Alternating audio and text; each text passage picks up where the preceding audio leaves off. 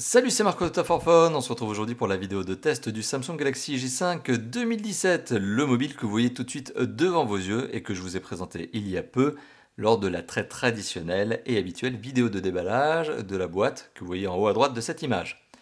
Le Samsung Galaxy J5 2017, c'est un mobile moyen de gamme, vendu 279 € prix maximum conseillé lors de son lancement, à savoir juillet 2017. Et c'est un mobile qui clairement va être un best-seller, tout comme les deux précédentes générations, le J5 et le J5 2016. Donc ce mobile qui est la troisième génération de J5 sera clairement, je vous le dis, certainement un best-seller. Savoir que chez Samsung, finalement, les best-sellers ne sont pas forcément les mobiles de la gamme S, mais certainement les mobiles de la gamme J. La gamme J donc, est une gamme constituée de mobiles entrée de gamme, moyen de gamme. Le J5, c'est un mobile, le J5 2017, c'est un mobile moyen de gamme, donc vous l'avez compris, 279,90 € pour être précis. Ça, c'est vraiment, je vous l'ai indiqué il y a quelques instants, son prix maximum conseillé. Petite parenthèse, on est en face de la version qui s'appelle la SMJ530F. Pourquoi je vous dis ça? Tout simplement parce qu'en fonction des différents marchés, par marché j'entends blocs continentaux, eh bien on peut avoir des déclinaisons et des différences. Il faut savoir que ce téléphone est décliné en 3 versions.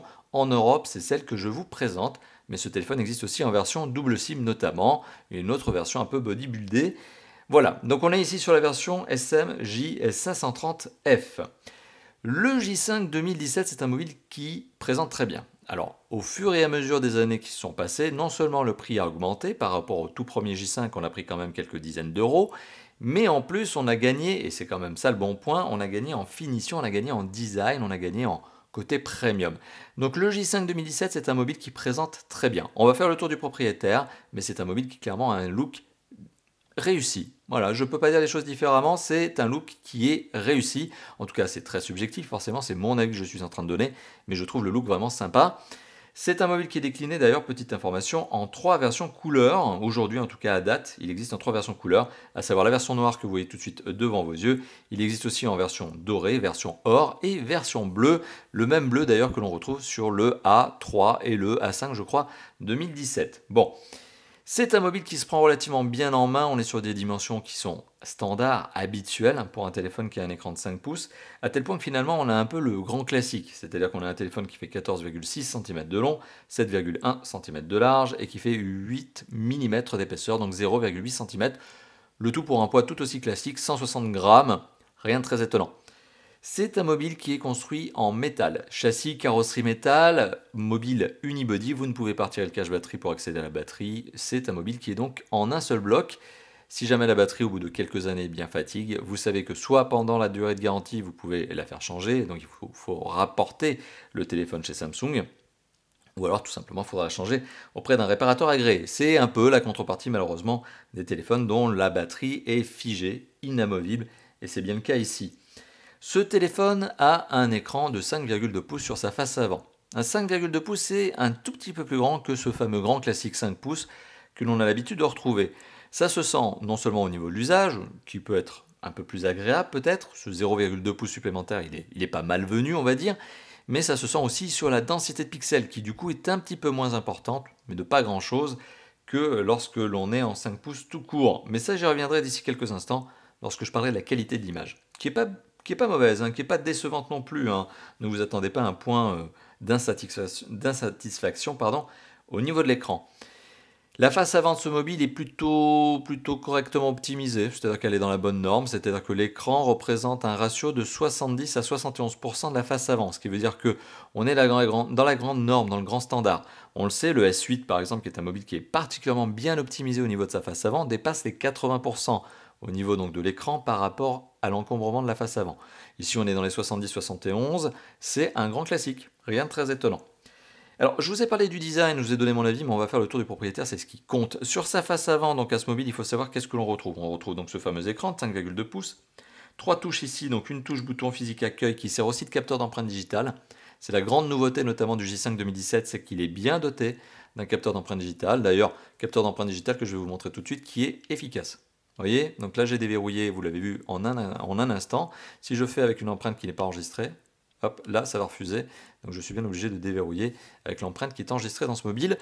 C'est efficace, un capteur d'empreinte digitale donc qui prend la place dans le bouton accueil, ce que l'on retrouvait notamment sur la gamme S 2016, pardon, le S7 notamment. On retrouve de part et d'autre deux touches sensitives qui ne sont pas rétroéclairées. On pourrait croire qu'elles sont rétroéclairées, mais pas du tout. On a donc la touche multitâche, multifenêtre, voilà, ce fameux multitâche, pardon. Sachant qu'ici, on est sur Android 7.0, ça permet de gérer aussi de l'écran partagé, hein, petite parenthèse supplémentaire. Je vous le dis avant d'oublier, sait-on jamais. Et on a la touche retour. La disposition des touches est très classique, hein, c'est exactement la même disposition que l'on retrouve sur les mobiles de la gamme Galaxy Samsung, rien de très étonnant. Sur le côté droit du mobile, alors c'est là où on a quelque chose d'assez original, assez sympathique en tout cas assez différent. On a ici une petite trappe qui permet de glisser une carte SIM. On a ici une autre trappe qui permet de glisser une carte micro SD. Et quand c'est une version double SIM, eh bien, il y a aussi une trappe double SIM ici. Donc c'est-à-dire qu'on a une trappe pour la carte SIM, format nano d'ailleurs, parenthèse. On a une autre trappe ici qui, lorsque l'on est en double SIM, permet de glisser une autre SIM et la carte micro SD. Sinon, dans cette version qui est la version européenne, celle que je vous ai donnée tout à l'heure qui est la SM530F, J530F, eh bien on n'a que l'emplacement de la carte micro SD là-dedans, hein. Voilà, particularité.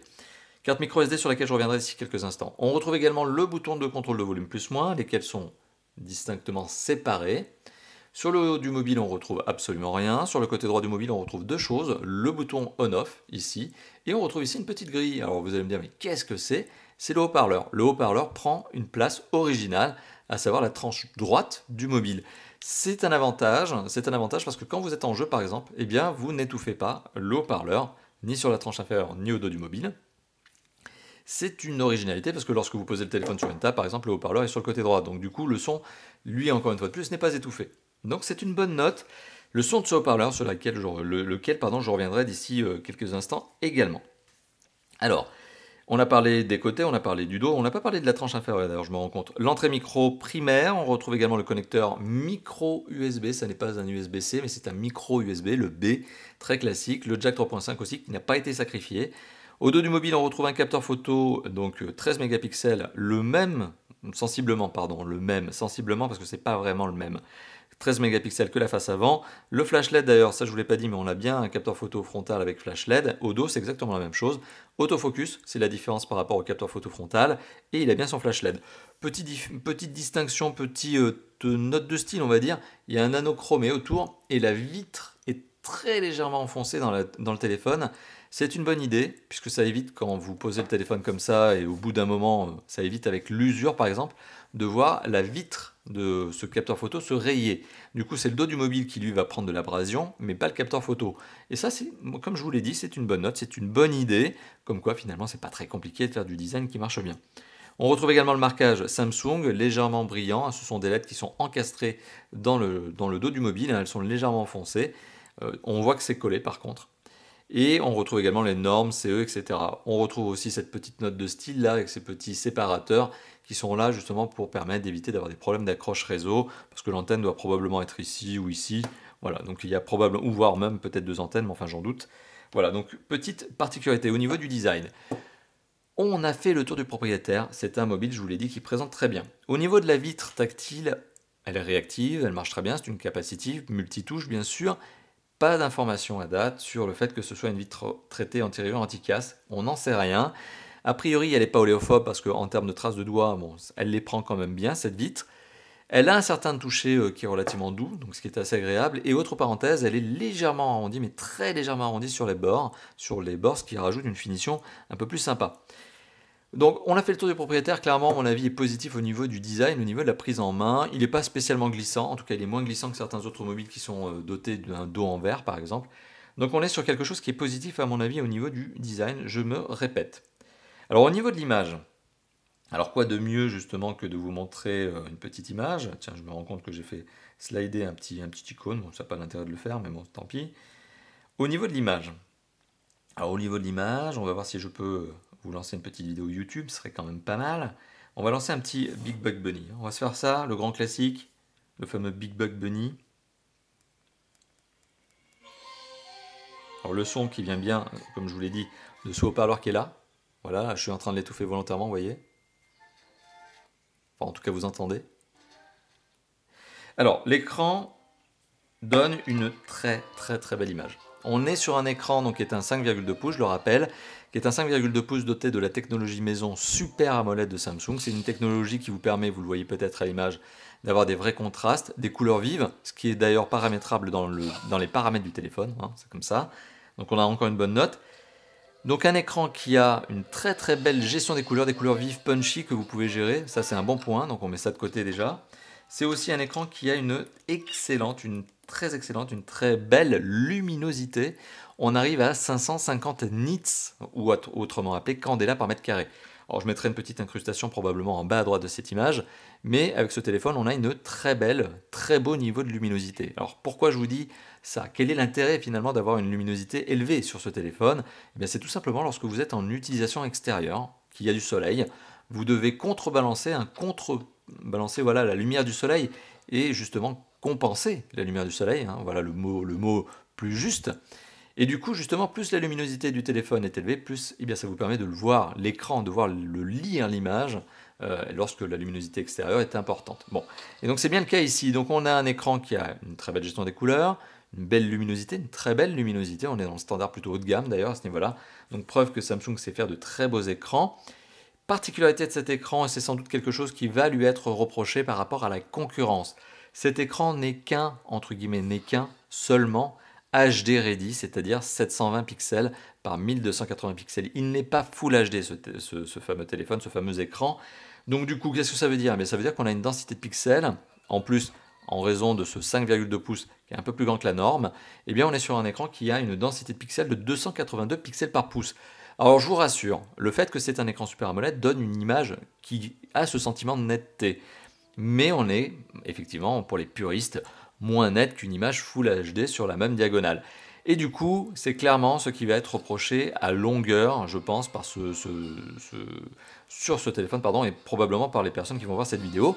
Dans les commentaires, je le vois déjà, peut-être vous d'ailleurs, allez faire ce reproche, qui est que, oui, ce téléphone n'est pas doté d'un écran Full HD. Voilà, je me répète, je le dirai encore en conclusion probablement, ce téléphone n'est que 720p, ça sera probablement le reproche principal que les gens lui feront, en comparaison d'autres marques qui, elles, ont mis des Full HD pour des prix qui sont en plus moins élevés. Mais ça ne veut pas forcément dire que l'image est bonne, ça ne veut pas forcément dire que l'image est meilleure. Au contraire, petite parenthèse, il vaut mieux un HD Ready 720p qui a une image vive, bien précise, bien punchy, comme celle de ce fameux J5 2017, qu'un écran avec une résolution Full HD de certains concurrents, où l'image est blafarde par exemple, c'est moins agréable. Donc du coup, globalement, on est sur une image qui est très satisfaisante. On a plaisir à voir des vidéos sur cet écran. Autre parenthèse au niveau du son. Bon, au niveau du son, vous n'avez pas pu calculer grand-chose, hein. Au niveau du son, je peux même vous mettre un petit peu de son, mais est-ce que c'est ça qui va vous permettre de vous faire votre propre idée? Est-ce que c'est ça qui va vous permettre, par exemple, il faut que je retrouve tout simplement... il faut que je retrouve un petit peu, voilà, on va essayer de trouver un peu de son. Je ne vais pas le mettre à fond parce que ça va hurler.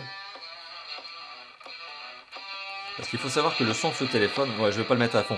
Le son de ce téléphone, donc qui vient par le haut-parleur ici, peut être très puissant. Vraiment, mais très puissant. Là, vous l'entendez pas parce que je le mets pas à fond volontairement pour pas vous casser les oreilles, ni les miennes d'ailleurs. Mais on est sur un téléphone qui, et là je le mettrai aussi en incrustation probablement, on est sur un téléphone qui arrive aux 115 décibels. 115 décibels tout en ayant, et ça c'est une bonne note pour le haut-parleur, tout en ayant un son précis, plutôt cristallin. Donc on est aussi, là aussi, hein, encore une fois de plus, sur un avantage. Alors bien sûr au niveau de l'écouteur et du jack 3.5, je ne vais pas m'attarder sur ces composants parce que là il marche très bien, rien à redire.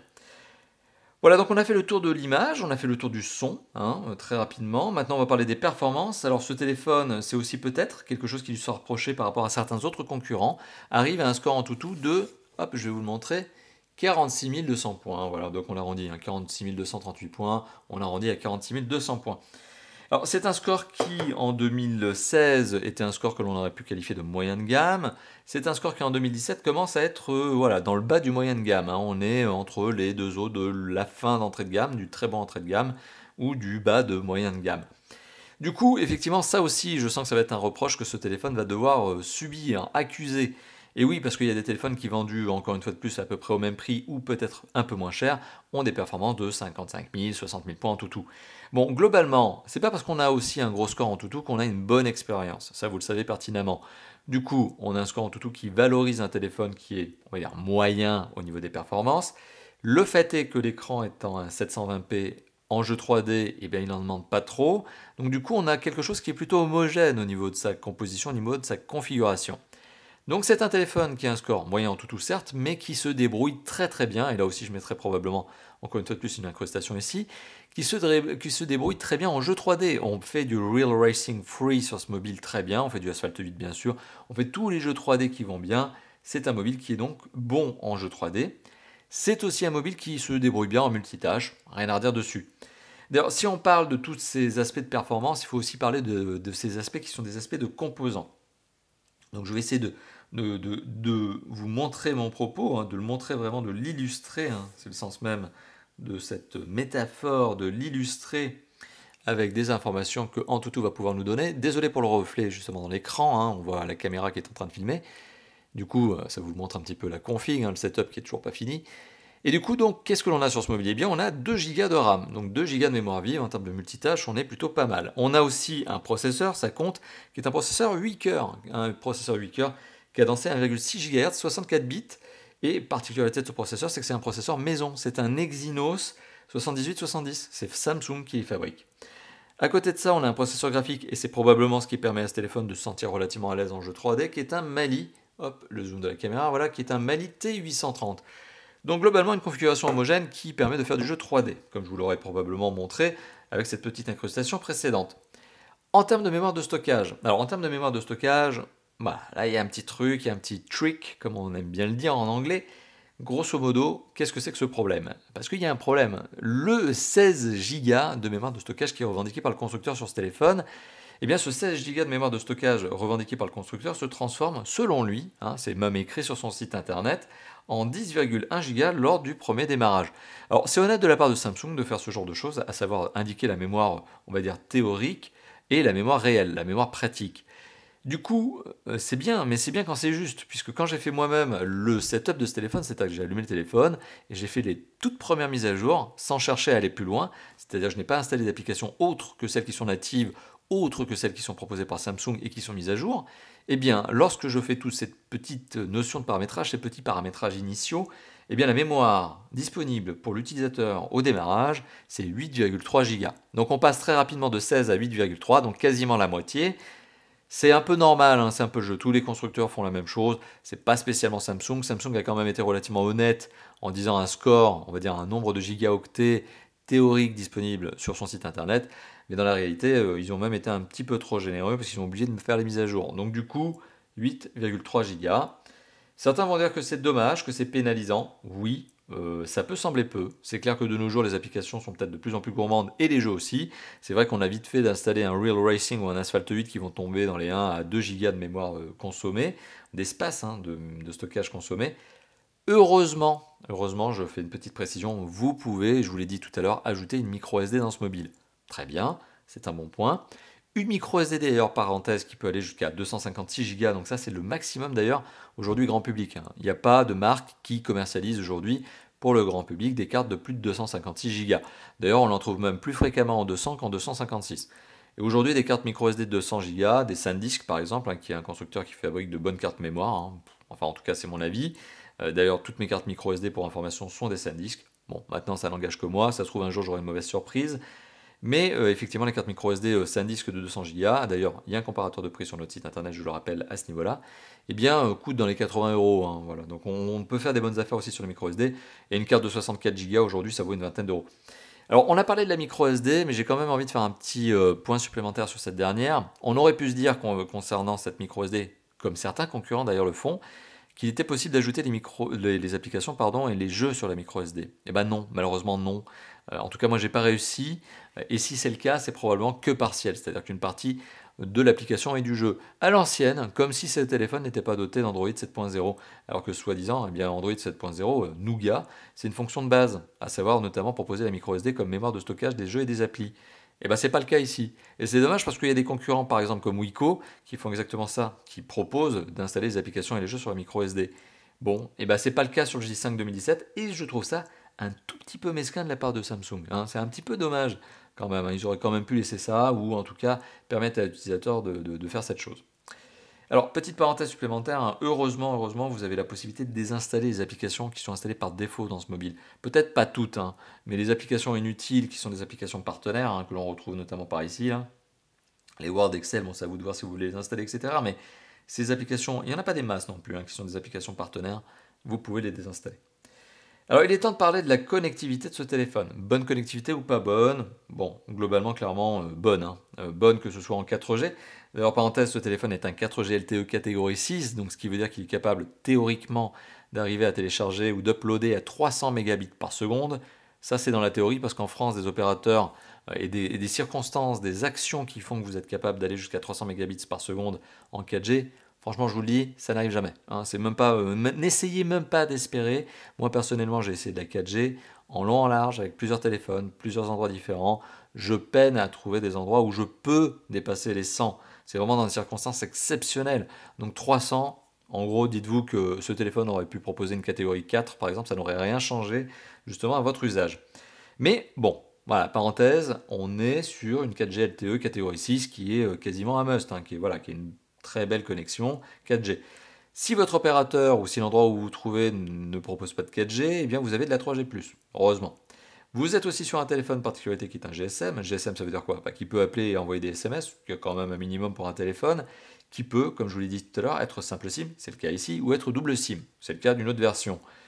D'ailleurs, bon, pour info, elle n'est pas commercialisée en Europe. En tout cas, pas officiellement. Donc, vous devrez la faire importer si vous voulez, depuis des marchés étrangers, et vous n'aurez pas les bonnes fréquences, et que ça va être une galère, etc. Donc, je ne vous recommande pas, hein, d'essayer de prendre la version double SIM qui s'appelle la Duo de ce téléphone.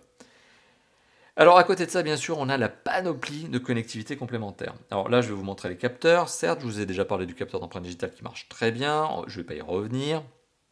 Et en termes de connectivité complémentaire, alors accrochez-vous, on est plutôt bien loti là, encore une fois de plus, on a du Wi-Fi, ABGNAC, du Bluetooth 4.1, du NFC, et oui, on a quand même du NFC, c'est sympa, sur un mobile moyen de gamme, entrée de gamme, moyenne gamme, alors on est sur du moyenne gamme. On a du GPS, AGPS, GLONASS, BDS, BEDU, donc en fait on a 3 réseaux de satellites qui sont utilisés par ce téléphone, on a de la radio FM, que je vais vous montrer d'ailleurs ici tout simplement, puisqu'on la retrouve là, hein. On a bien la radio FM. Alors la radio FM, hein, c'est comme d'habitude, hein, sur tous les téléphones de ce type-là. Il faut brancher un kit piéton en jack 3.5, il faut donc brancher quelque chose sur le jack 3.5 pour avoir une antenne. Bon, c'est comme ça, c'est un grand classique. Donc on a de la radio FM comme je le disais il y a quelques instants, on a un port micro USB 2.0, on a de la micro SD donc sans réelle limite puisqu'en fait on peut aller jusqu'à 256 Go, mais bon voilà, c'est le maximum grand public aujourd'hui, 256 Go. Donc, globalement, on est bien loti. On a aussi des capteurs, et en termes de capteurs, on a tout ce qu'il faut, accéléromètre, capteur de proximité, capteur de luminosité, boussole, gyroscope. Oui, vous avez du gyroscope, donc oui, vous pouvez faire de la réalité augmentée et de la réalité virtuelle. Donc, on est sur un téléphone qui est bien doté au niveau, justement, de sa connectivité. C'est un point fort de ce téléphone. Autre aspect de la connectivité, c'est le DAS. Le DAS, qu'est-ce que c'est? C'est le débit d'absorption spécifique. C'est ce qui permet de valoriser la capacité qu'a le téléphone à émettre peu ou beaucoup d'ondes, notamment lorsque vous êtes en usage, appel, SMS, web mobile 3G, 4G.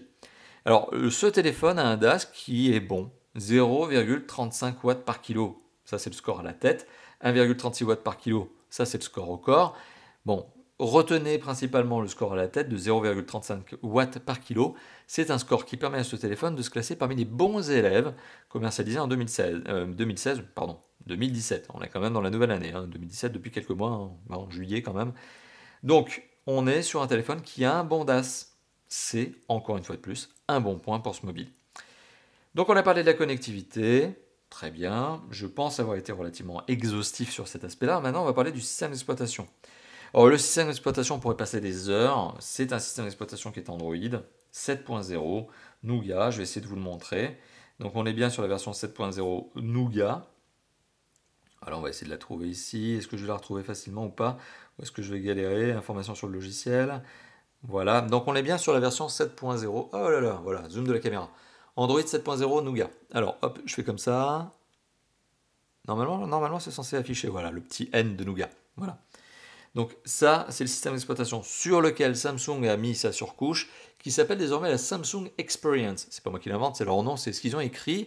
La Samsung Experience qui fait donc suite à surcouche qui s'appelait anciennement TouchWiz, c'était son nom, mais bon, TouchWiz c'était peut-être pas très vendeur, c'était peut-être devenu has-been, donc du coup vous avez Samsung Experience, bon, une façon d'harmoniser les noms, qui est ici dans sa version 8.0, donc on est vraiment sur la dernière version de l'OS et la dernière version de la surcouche. Alors cette surcouche, elle apporte des bonnes choses, elle apporte aussi des choses inutiles. Alors elle apporte notamment Upday. Upday, c'est ce fameux flipboard version Samsung. C'est un fil d'actualité, un flux d'actualité qui va potentiellement se personnaliser, que vous allez pouvoir personnaliser aussi en fonction des catégories d'actu qui vous intéressent. Donc ça s'appelle Upday. Qu'est-ce que l'on a d'autre? Eh bien on a des applications qui sont des applications Samsung. Voilà, mais qu'est-ce qu'elles apportent? On a un enregistreur vocal qui est en fait un dictaphone, ok. On a la boîte email donc, qui a été retravaillée en termes de design. Mes fichiers, pareil, qui a été retravaillé en termes de design, c'est cool. Internet, qui est la version browser, Internet, navigateur Internet, mais pourquoi pas? Vous avez Chrome déjà, mais pourquoi pas? Bon, pas vraiment de grosse utilité. Samsung Health, là, les fans de coach sportif, les fans de sport apprécieront. C'est le fameux Samsung Health, le S-Health qu'on retrouve notamment sur, bien, on va dire quasiment tous les Samsung, notamment de la gamme 2016-2017. Et du coup, bah, voilà, c'est le fameux coach sportif qui va vous permettre de calculer le nombre de pas que vous avez fait, de vous synchroniser avec une montre connectée pour justement suivre votre actualité sportive, d'indiquer par exemple un certain nombre de choses, c'est combien d'eau, 2 litres d'eau avez-vous bu dans la journée, ça va vous mettre des warnings, pareil si vous buvez trop de café, ce qui est mon cas, etc. etc., etc. Voilà, donc c'est ce fameux coach sportif qui s'appelle S-Health. À côté de ça, on a aussi Galaxy Apps. Galaxy Apps, c'est une place de marché version. C'est un peu le Play Store, c'est un peu l'App Store version Samsung. Est-ce que c'est utile? À mon avis, franchement, je vous le dis, pas vraiment. Parce que ça va essayer de vous apporter des recommandations, ok. Potentiellement, parfois, des applications gratuites alors qu'elles ne le sont pas, par exemple sur le Play Store.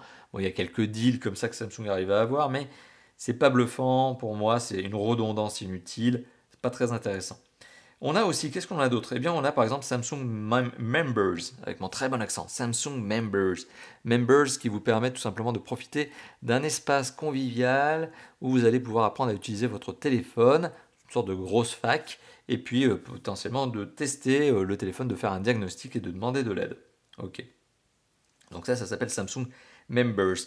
Plus globalement, plus largement, toutes les applications ont été redesignées. Vous avez vu, il y a du fond d'écran, il y a des icônes qui ont été retravaillées. C'est personnalisable parce que vous pouvez télécharger des packs d'icônes, parfois payants.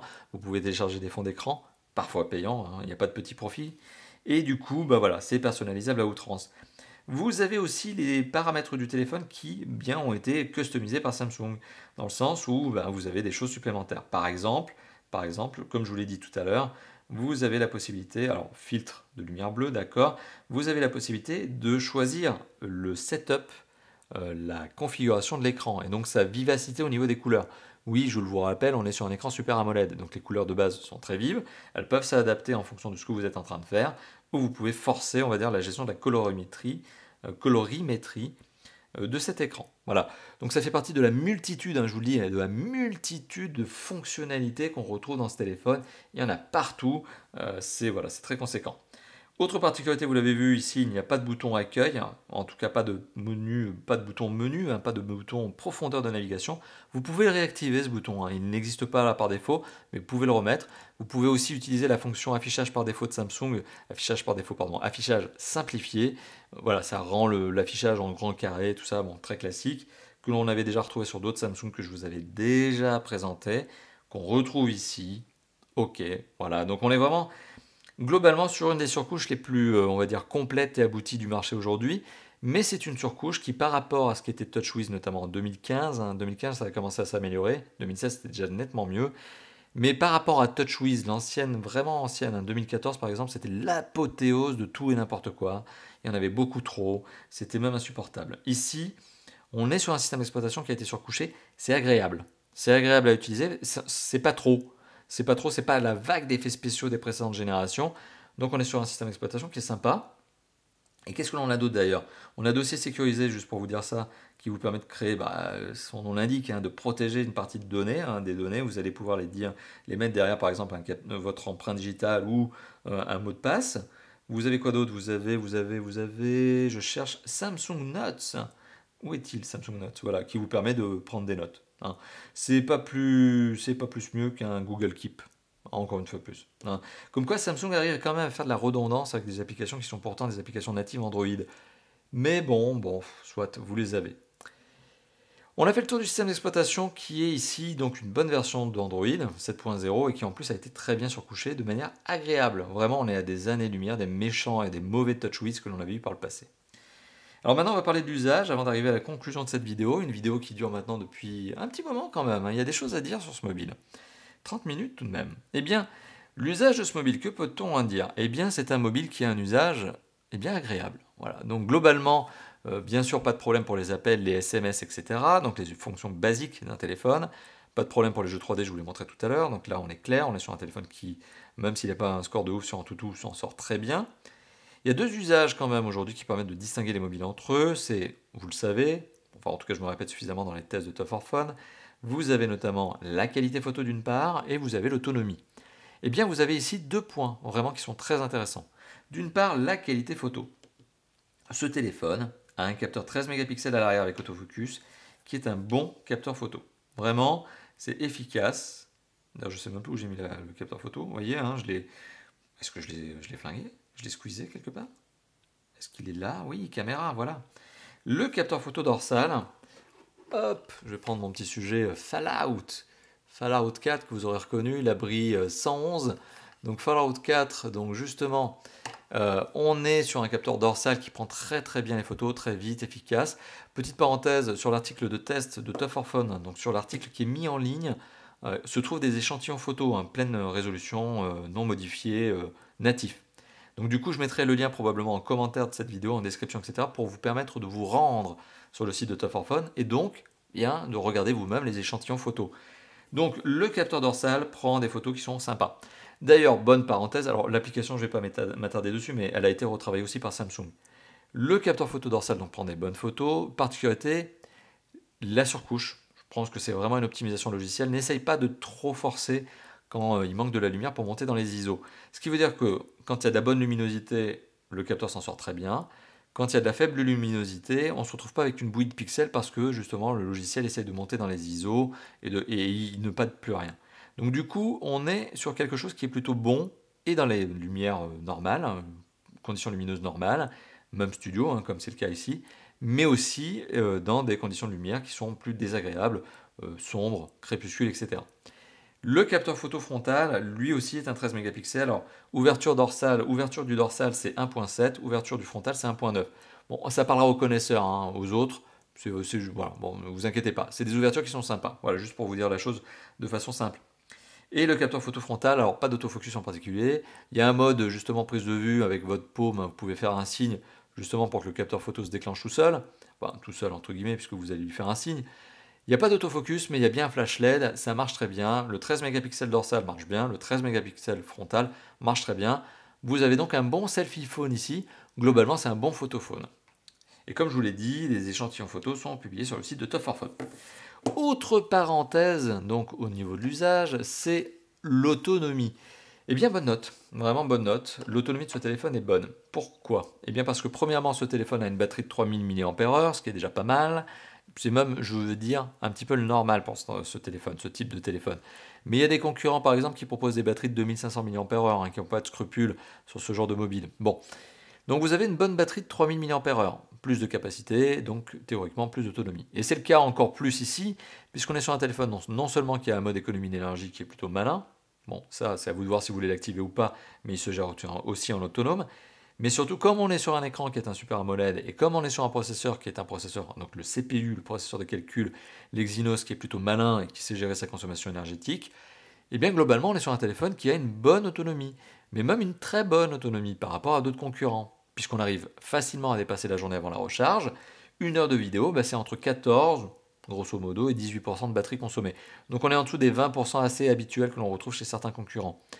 C'est un téléphone qui, même si on a un usage plutôt modéré, peut même arriver à 2 jours d'autonomie. Bon là, c'est si vous êtes cool, c'est si vous ne faites pas de 4G, etc. Vous êtes vraiment cool, vous regardez un petit peu de vidéo, vous faites quelques SMS, etc.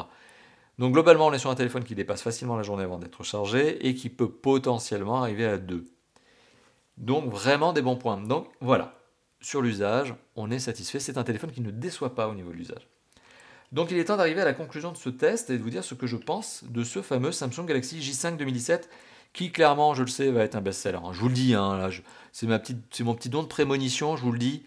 Le J5 2015 a été un best-seller, le J5 2016 a été un best-seller. Soyez certain que celui-là, ça sera aussi un best-seller. Il fera certainement partie du top 10 des meilleures ventes en France, ça c'est une certitude. Donc on est sur un J5 2017 qui se débrouille très bien en toute situation. Configuration homogène, look sympathique.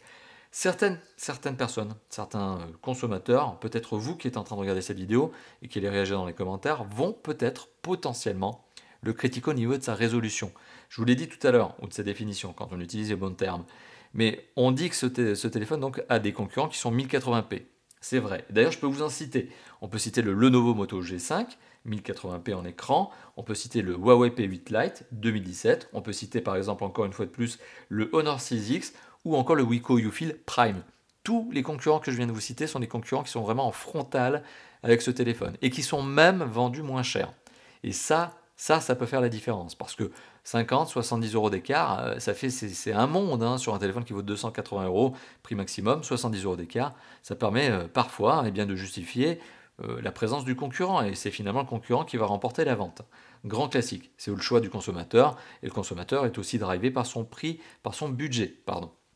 Bon, tout ça pour vous dire que ce téléphone, oui, il a des concurrents qui sont en 1080p. Mais ce sont des concurrents, et c'est là où ce téléphone finalement tire son épingle du jeu. Et c'est là où on voit que Samsung est quand même pas bête au niveau de la composition de ce téléphone. Ces concurrents ne proposent pas un écran Super AMOLED aussi agréable que celui-là. Et du coup, même un écran 720p comme le Super AMOLED de ce téléphone est agréable à regarder. Couleur vive, dynamique.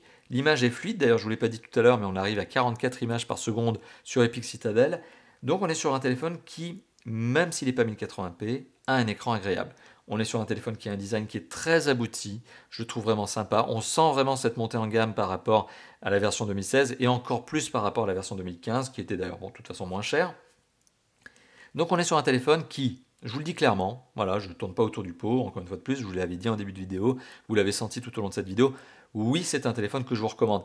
Il est peut-être aujourd'hui, peut-être, un poil cher. C'est vrai que 280 euros par rapport à des concurrents qui sont à 200 euros, parfois même moins, comme ceux que je viens de vous citer, ça peut faire mal. C'est vrai que ça sera probablement son principal problème. L'écran est un problème, le prix en est un autre, et le prix est sûrement la barrière qui va lui faire mal. Mais bon, c'est comme ça, on est ici sur un mobile de la marque Samsung, bien fait, clairement on paye la marque, hein, on met 20, 30, 50 euros de trop parce que c'est la marque Samsung, c'est clair, il y a certains concurrents comme je vous les ai cités, Lenovo, Huawei, Honor, Wiko, qui sont des concurrents qui proposent des très bonnes alternatives à moindre prix. Ça sera son problème ce téléphone. Mais est-ce que c'est un mobile que je vous recommande? Mais soyons sérieux, mais bien sûr que c'est un mobile que je vous recommande. Il est un poil cher, oui, mais si vous avez le budget et si vous prenez ce téléphone, je doute franchement que vous soyez déçu. Ça m'étonnerait énormément parce que la configuration est homogène. Je me répète, c'est un bon mobile. Voilà. Donc d'ailleurs, petite parenthèse, et ça j'aime bien vous le préciser, si vous cherchez à faire la bonne affaire sur ce téléphone, je vous le rappelle, il y a un comparateur de prix sur notre site. Hein, le comparateur de prix dont j'aurais probablement là aussi mis le lien en description de la vidéo, en commentaire, en annotation, avec une petite image, etc. Rendez-vous sur notre comparateur de prix tout simplement pour faire la bonne affaire. Donc il y a de fortes chances que ce téléphone, on arrive à le retrouver très prochainement entre 220, 230, 250 euros. Je sens que dans les semaines à venir, ce téléphone, voilà, il ne va pas rester à 280, il va baisser, je pense, relativement rapidement, d'une dizaine, vingtaine, trentaine, cinquantaine d'euros. Après, le trouver à moins de 200 euros, bon, ça, il va falloir attendre encore un moment. Hein. Voilà, donc du coup, hein, on est en face d'un téléphone sympathique, moi je vous le recommande. À vous de me dire ce que vous en pensez dans les commentaires, hein. Faites-moi plaisir. Lâchez-vous dans les commentaires, j'aimerais vraiment avoir votre avis sur ce Samsung Galaxy J5 2017. Qu'est-ce que vous en pensez? Donc lâchez-vous dans les commentaires si cette vidéo vous a plu. Hein, vous avez aussi un petit pouce bleu que vous pouvez mettre, hein, c'est juste en bas à droite de cette vidéo sur notre chaîne YouTube. C'est-à-dire que si vous regardez la vidéo sur la chaîne YouTube, vous l'avez ce bouton pouce bleu. Si vous la regardez sur notre site internet, il n'existe pas. Donc n'hésitez pas à mettre le petit like qui fait plaisir, hein, c'est comme ça qu'on le dit. Et puis n'hésitez pas aussi, donc je vous l'ai dit, à commenter, partager, liker la vidéo, mais à vous abonner à notre chaîne YouTube si vous voulez voir, bien sûr, régulièrement de nouveaux tests, sachant qu'on en publie plusieurs par semaine, plusieurs vidéos par semaine qui arrivent. Voilà, donc n'hésitez pas à vous abonner à notre chaîne YouTube et je n'ai plus rien à ajouter. Je n'ai plus rien à ajouter, si ce n'est encore une fois de plus, je vous le dis. Merci d'avoir vu cette vidéo et à très bientôt pour d'autres vidéos. Bah oui, hein, comme d'habitude, j'ai Top for Fun. Allez, à bientôt. Ciao, ciao.